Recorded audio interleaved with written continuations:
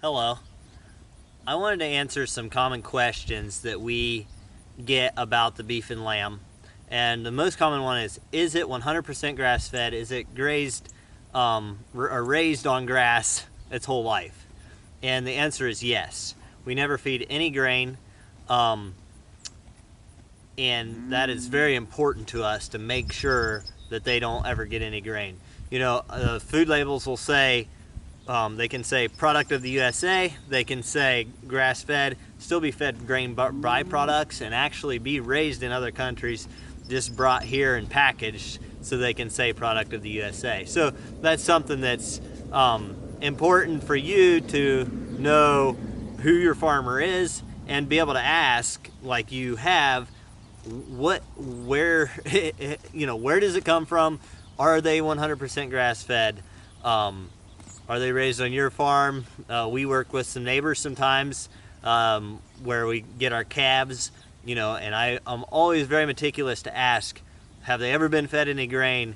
And they're, farmers I know and trust that they've never had any grain or any kind of, grain byproducts or anything that is not going to meet our standard of raising organic, naturally raised meat. Another question is what's the difference between grass-fed, grain-fed, non-GMO, some of that. So my understanding of, let's start out with grass-fed, those terms can be, like I was just mentioning, they can be fed grain byproducts and still be called grass-fed.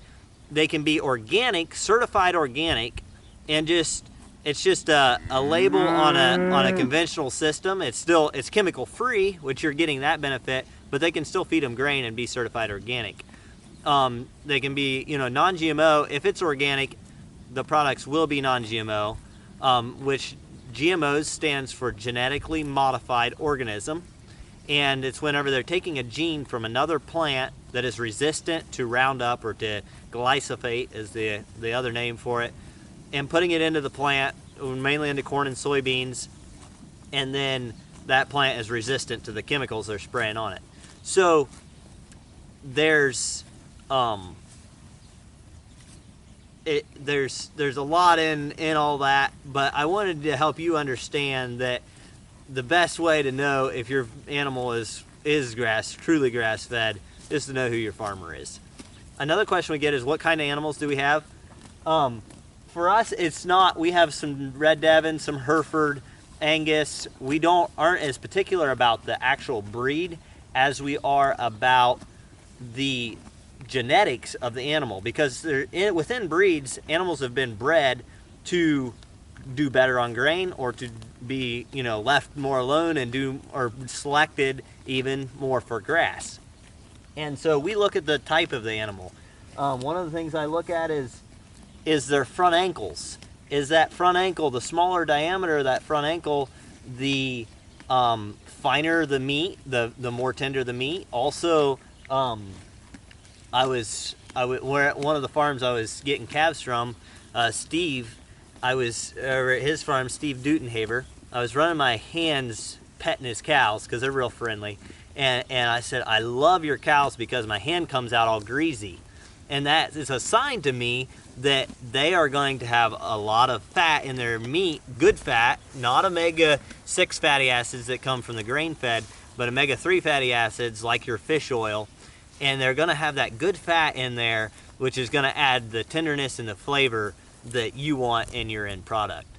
So that's just a couple things. There's so many other things I look for, like hair coat, and I want a sleek hair coat, somewhat an animal that looks very healthy, and so it's not as, I'm not as particular about the breed as I am looking at the animal and saying, is this animal going to finish out well? I want a smaller framed animal that's going to finish easy on grass and provide the best product I can raise for you. And the same thing with the sheep.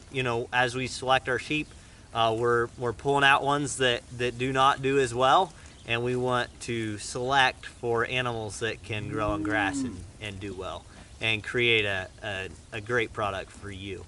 Another question we get asked is the difference between a meadow and a pasture. there's no difference. I think of a meadow as being more diversity. So, and when we say grass-fed, we're talking about a diverse diet for the animals. Alfalfa, orchard grass, brome grass. There's just a whole wildflowers, dandelions, even thistles, some weeds, you know, just different things. So they have a diverse diet. It's not strictly grass, but it is a forage salad bar for them to enjoy and thrive on. So thanks so much for watching. I hope you enjoyed this and it's educational to you. And thanks for taking the time to educate yourself on where your food comes from and the difference there is in the foods you can buy.